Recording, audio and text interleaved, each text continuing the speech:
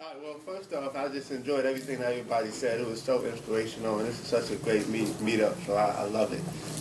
And so I thought I'd share something. I wasn't going to. I was kind of like saying I didn't know, but then I said I should, maybe I should. And then so I decided I will. And so I'll share it in the story. And the story is, I figure if Jesus can use stories, then I can too. So the story is there's this kid, and he's getting ready to graduate from college. And he wants his dad to buy him a new car when he graduates. So he's like, if I could just get this car when I graduate, I'll be really excited. And so, you know, he's all excited. He's pumping out the good grades and everything. And he finally graduates. And he said, hey, Dad. So, you know, he's got a gift. And he goes to his dad, and he gives him this box. And it's all wrapped up. And you can see the disappointment in his face. Obviously, he's, like, very disappointed, because he got this big old box, and he didn't want a box, he wanted a car, right? And so he kind of is very rude about it. And, you know, he's like, you know, he kind of walks out and just doesn't ever want to talk to his dad ever again. It was that crushing, because all he wanted was a car, right? And so, unfortunately, he didn't talk to his dad for some years. And it actually got to a point where his dad was getting ready to die. And he comes back, and his father actually ended up passing. And it's a sad thing, and he's just kind of walking around through the garage and kind of disappointed at the fact that he missed out all that time with his dad. And what happened is he found that box, and it was laying under some stuff. And he actually opened it up, and there was a pair of keys in it to the brand new car.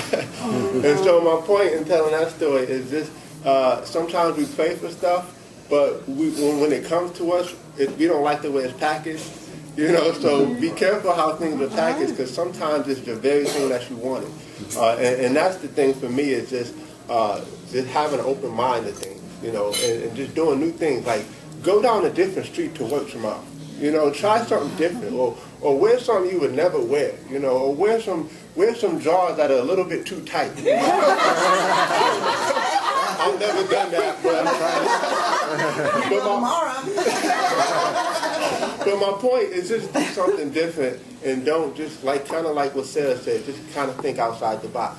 And my other thing I just wanted to say that I learned that was kind of a big aha moment for me is, like, you know, one of the people talked about public speaking, a fear, right? And it's always been a fear for me. The number one fear in life is public speaking, and then number two is death.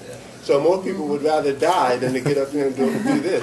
So that's why I commend you guys. But me, I always kind of grew up really, really shy and very reserved, still kind of reserved. That's just who I am.